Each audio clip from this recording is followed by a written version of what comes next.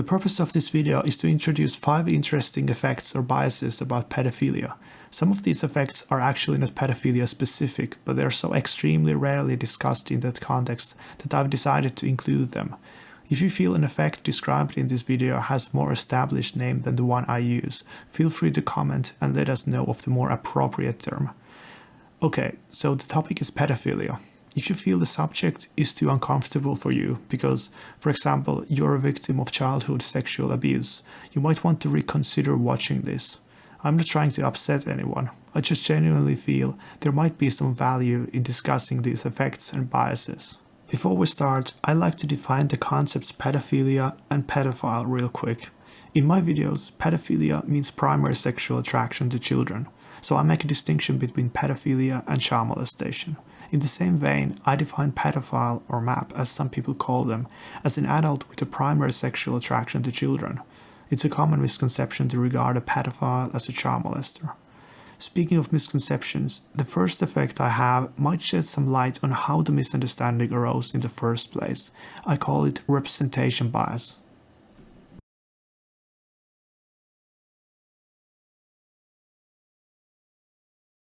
Imagine someone who has only seen swans that are white. For this person, swans come only in this one color. The process of deriving models or general rules of reality from our past experiences is called induction. While induction is something perfectly natural and normal for humans, something we do all the time as we navigate through life, the problems of induction as a way to establish truth are well known, as illustrated for example by the black swan theory that I just referred to. Namely, it was once thought that black swans didn't exist because there was no historical record of them, a theory that was to be debunked in 1697 when a group of Dutch explorers stumbled upon them. Another famous example of the fallibility of induction is Bertrand Russell's chicken. The chicken that is fed by the farmer each morning may well have a theory that it will always be fed each morning. It becomes a law, and it works every day until the day the chicken is instead slaughtered. The reason for this preamble about induction is that it is, I believe, at the very core of representation bias, and that's why in order to understand the bias, we must first be acquainted with the mechanism that is induction. So people use their past experiences about pedophiles to form a general notion of them, just like the person who believes in only white swans having no knowledge of any other type of swan. The problem is, we don't hear about different types of pedophiles in proportion to how they actually exist in the world. To be specific, we tend to hear about criminal pedophiles predominantly, for reasons that are quite easy to grasp. If a pedophile molests a child, he'll probably get caught, tried and sentenced, and the media will cover it like any other horrific crime. Through this process, an enormous amount of attention is given to the case and public outrage will ensue, and understandably so. However, should a pedophile not molest a child or not contribute to child porn, there won't be any news coverage, because the news are about things that happen, not things that might have happened but never did. And it's not like these people can come out of the closet like gays, unless they wish to commit an absolute social suicide, so we won't know about them that way either. Now, curiously, there have been some media articles about non-offending pedophiles, but that is the clear exception, not the normal way of representing them as criminals. And it's not solely news stories, we can turn to fiction as well. I mean, who hasn't watched films or crime shows in which the writers succumb to the unoriginal cliché of making their villain a pedophile as a means to make him less likable? To achieve this, oftentimes the writer doesn't even need to give direct evidence of the character's pedophilia in medical sense. Just to make them a child molester or a child kidnapper in the plot is enough for the viewer to infer a pedophilic motive, further fueling our preconceptions. Given that by far the worst pedophiles get the most coverage in the news and fiction, and people naturally rely on induction, it hardly comes as a surprise that people generally think of pedophiles as child molesters in this mental process by which even the very concepts become conflated. Therefore, every further occurrence of child molestation is construed not merely as a sex crime taking place against a minor, but also as evidence of yet another pedophile doing something immoral, even though, according to studies, as many as half of child molesters aren't even pedophiles, but situational offenders. Conversely, the term pedophile usually elicits the image of a child molester in the minds of even the most innocuous persons, illustrating how synonymous these terms have become in our society. It could perhaps be argued that the preconception of pedophiles as child molesters has, in fact, transcended from being a mere stereotype into a truism, something we take as self-evident. As we consider the monstrous stereotypical pedophile, we begin to see another interesting effect emerge, something I'll call the demon effect.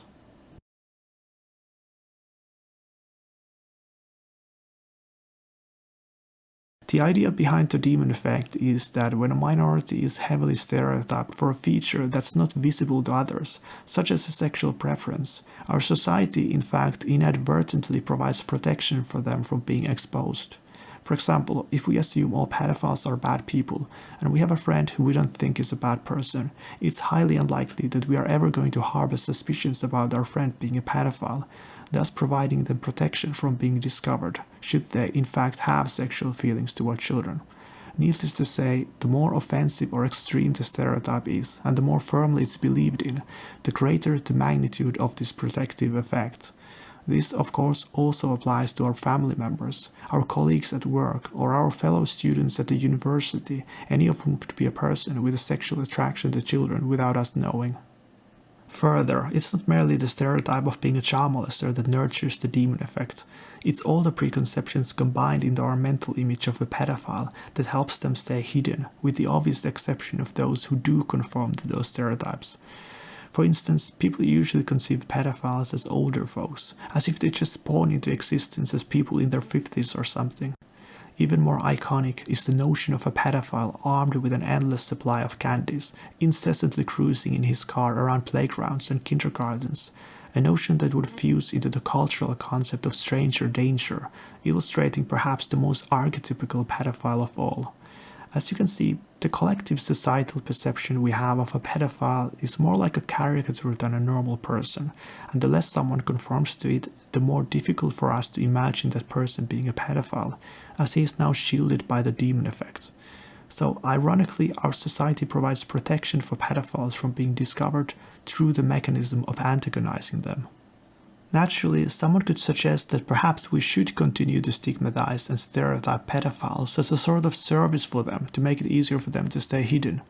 While I can understand the logic here, there's one big problem. It's true that the demon effect ultimately draws its power from stigmatization, the process by which negative stereotypes are born. Therefore, it's also true that if in some hypothetical world you get rid of the stigma and the stereotypes, the effect dies as well. There's a strong caveat, however. While the demon effect is beneficial for pedophiles, it's only useful in as much as they remain stigmatized. I mean, think of people who are left-handed. There's no demon effect for them, but they hardly miss it, because if they are exposed as left-handed, it's not a big deal. So, maintaining the stigma against pedophiles in order to allow them to enjoy the benefits of this effect would be silly, because the effect is only useful if there is stigma to begin with. In conclusion, the demon effect is like some bizarre fluke that springs from discrimination itself, and it functions to mitigate against its effects, helping non-offending pedophiles. While probably not the most impactful effect in my list of effects and biases, I personally think it's sort of fascinating. To continue in the semantic field of demons and monsters, I present to you next the horn effect.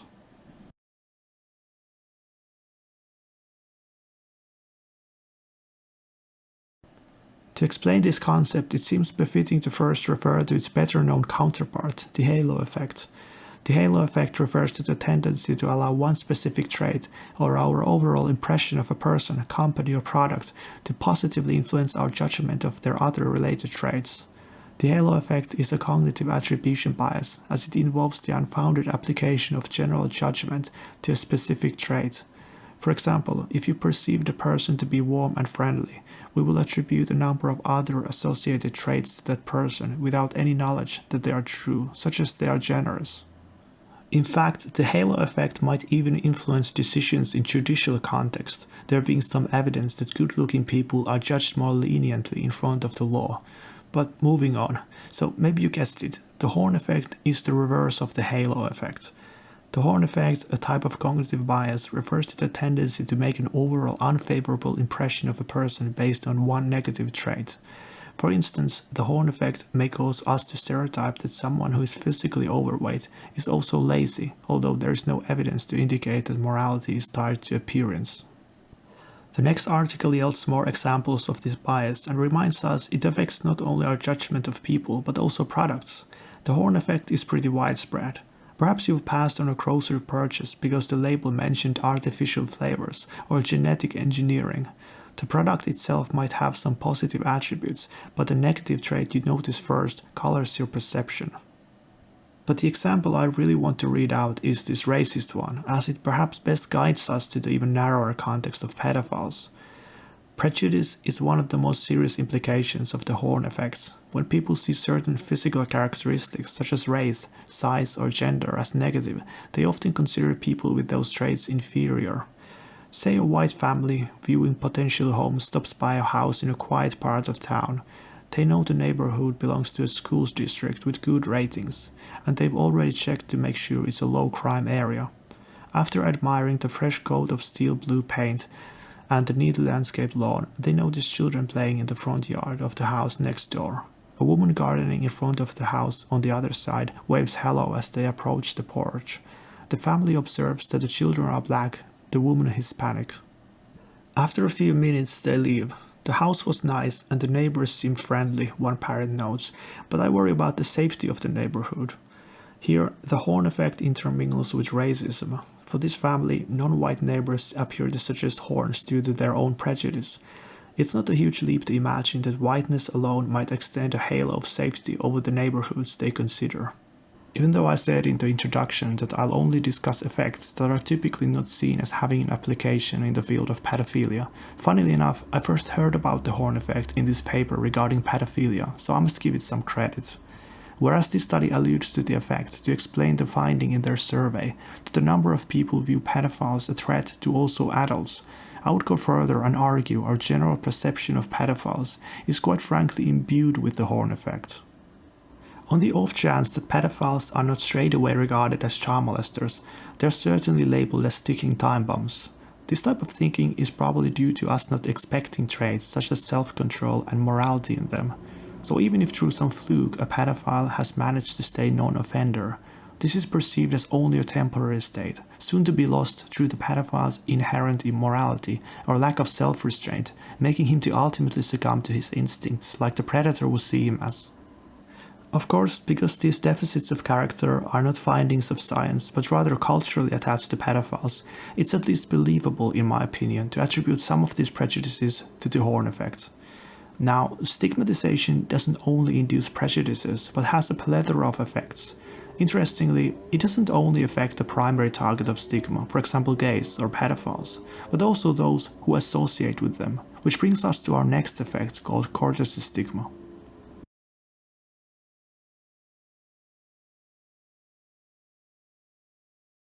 In short, this concept means stigma by association, as aptly demonstrated by the following description. Stigma is what occurs when society degrades or loses respect for a person due to some unique attribute or characteristic that is seen as undesirable. Tim is stigmatized because of his schizophrenia. People avoid him, call him names, view him as troubled, and make negative assumptions about him. Courtesy stigma is stigma by association. The idea was first introduced in 1963 by sociologist Irving Goffman. In his book, Stigma, Notes on the Management of Spoiled Identity, Goffman describes courtesy stigma as society degrading or losing respect for a person because the person associates with someone who is stigmatized. In Laura's case, simply being a close relative of Tim's is enough for people to avoid her and treat her cruelly. Even though Laura herself does not have a stigmatized attribute, she is treated as if she did. Okay, to elucidate some of the consequences of courtesy stigma concerning pedophiles, we'll survey 3 domains: mental health services, science, and politics. Before jumping to that, a quick remark about the nature of the effect. So I would argue that courtesy stigma is a relevant factor only when considering heavily stigmatized people. The reason being that the magnitude of the effect, while proportional to the level of discrimination against someone for their undesired attribute, becomes diluted substantially as we move from the group that is stigmatized to those who merely associate with them. Indeed, courtesy stigma could be only 10th or even much less of the magnitude of the primary stigma. By that I mean stigma against those with the undesired attribute. Of course, these numbers are just guesses. but you should get the idea that courtesy stigma, as dictated by the very logic of the concept, must always be considerably less than primary stigma. Now we should be ready to look at some of the consequences of this effect. First, courtesy stigma affects the willingness of mental health professionals to help, support, and treat pedophiles. While admittedly it's hard to imagine vigilantes so out of control as to target therapists for helping pedophiles stay non-offenders, the mere perceived danger or unease revolving around associating with a group as stigmatized as pedophiles might very well be a factor in whether someone chooses to help them or not. Further, courtesy stigma also discourages mental health professionals from acquiring the necessary training to treat pedophiles. In fact, any kind of interest in the taboo that is pedophilia might be construed as suspicious by some folks. So understandably, when your career is about assisting pedophiles, that's quite a strong association there, and one that has real potential to make you a target of courtesy stigma. Second, we should arguably raise the question of how courtesy stigma might have an influence on the scientific community and its inquiry of truth. First of all, as pedophilia is such a taboo, there's less incentive to study it. That being said, the recognition of the potential danger in pedophilia as a factor in sexual offending balances this effect somewhat. Still, because of courtesy stigma, researchers may feel hesitant in publishing results when they deviate from the status quo perception of pedophiles as monsters, or their conclusions appear to have a suspiciously humanizing angle to them. In other words, courtesy stigma could lead to publication bias. And not to mention how it has potential to induce an imbalance in what type of pedophiles are studied in the first place. Especially in the past, research on pedophiles was limited to rather studying child molesters, as even academia at the time saw the concepts as pretty much the same. Findings of such research, albeit useful in characterizing child molesters, were usually not applicable to pedophiles in general due to sampling bias. Why should non-offending pedophiles be recognized in science and studied then, you may ask? Well, for example, to gain valuable insight into the psychological mechanisms that prevent them from offending. Third, I would argue courtesy stigma could be a factor in bringing about bad legislations. Let's imagine Parliament voting whether to ban fictional child porn such as lolicon, or whether to implement a public sex offender register. Again, it's not difficult to imagine the apprehension of being seen as an ally to pedophiles factor in some representatives' decisions and therefore the outcome of the vote. Whether fictional child porn is a bad thing or a public sex offender register actually works, it's obvious that socially it's much easier to vote for whatever laws make you seem opposed pedophiles, something that is especially a shame when such laws are not backed by scientific research. Instead of these three areas, mental health services, science and politics, I might have discussed other domains too, for instance news media and publishing companies or simply individuals in their everyday life hesitant to speak about pedophilia in fear of being judged if their views aren't orthodox enough. So, even if you hate pedophiles, I hope you can at least appreciate that stigmatization of them affects more than just them. It affects everyone involved in the topic, and it even affects our freedom of speech.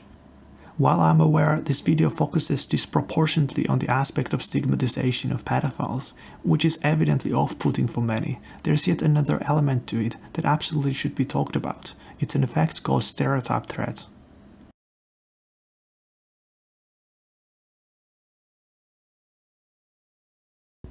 One of the earliest mentions of what's contemporarily known as stereotype threat is arguably found in an essay dating back to 1748 called Of National Characters by Scottish philosopher David Hume. A small sect or society amidst a greater are commonly most regular in their morals because they are more remarked, and the faults of individuals draw dishonor on the whole. The only exception to this rule is when the superstition and prejudices of the large society are so strong as to throw an infamy on the smaller society independent of their morals. For in that case, having no character either to save or gain, they become careless of their behavior, except among themselves. Stereotype threat is a sociological theory that posits that negative stereotypes about the performance of a minority affect them in this domain, which makes stereotype threat a type of self-fulfilling prophecy. Personally, I'm not making strong claims about whether this effect is real or not, as not all research agree with the theory. Nevertheless, it seems most research do confirm the effect, such as these two meta-studies. To further elucidate the concept, here are a few excerpts from this first study called The Influence of Stereotype Threat on Immigrants, Review and Meta-Analysis. Stereotype threat is conceived as a state of psychological discomfort that is thought to arise when individuals are confronted with a negative stereotype about their own group in a situation in which the negative stereotype could be confirmed.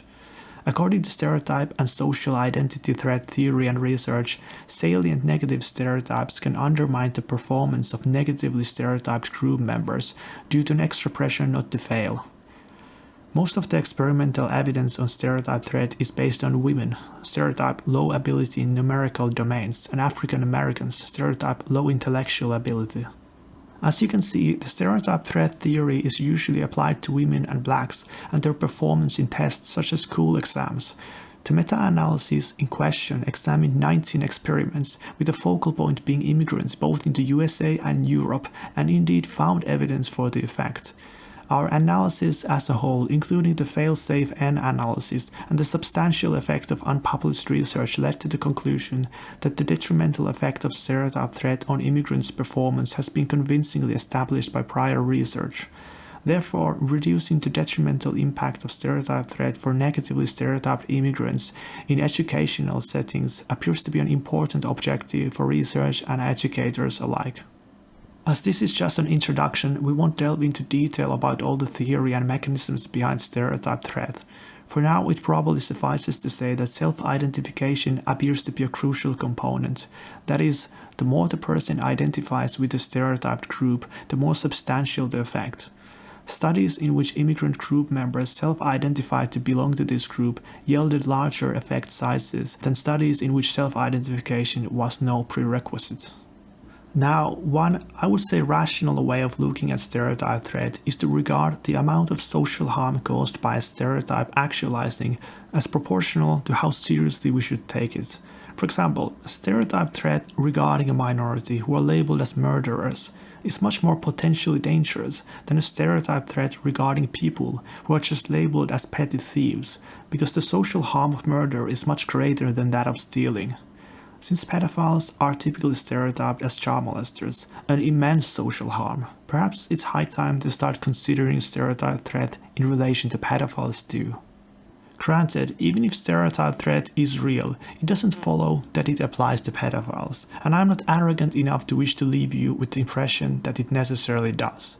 It may be that stereotype threat only affects domains such as testing in schools, for instance. Nevertheless, I am insinuating that we should at least consider stereotype threat in the context of pedophiles. If a certain percentage of immigrants, blacks or women, perform worse due to stereotypes, perhaps this applies to pedophiles, some of whom then ends up molesting children because, for example, they lose confidence in their self-restraint. After all, they are expected to have none. Again, think about the Hume quote which I read earlier. Aren't pedophiles exactly the type of people who have nothing to lose in the eyes of society as pedophiles?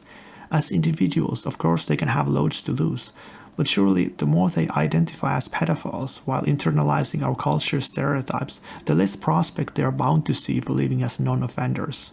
Even if only 1 or 2% of all sexual offending against children could be traced back to stereotype threat, this would still be a great deal of preventable harm. The last point I want to make about stereotype threat concerning pedophiles is this. There are two possibilities. Either there's no effect, in which case the outcome is neutral in terms of harm caused. Alternatively, the effect is real and the outcome is negative due to more child victims caused, right?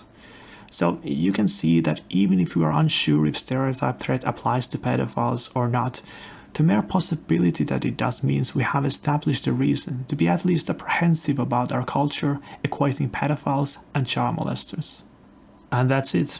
Despite the difficult subject, I really hope my video provided some food for thought, because at the end of the day, it's no doubt through reason and knowledge, not witch hunts and hysteria, that we best advance society and reduce suffering. You can find all the sources in the description, and of course, feel free to comment. That's all I have. Thanks for listening.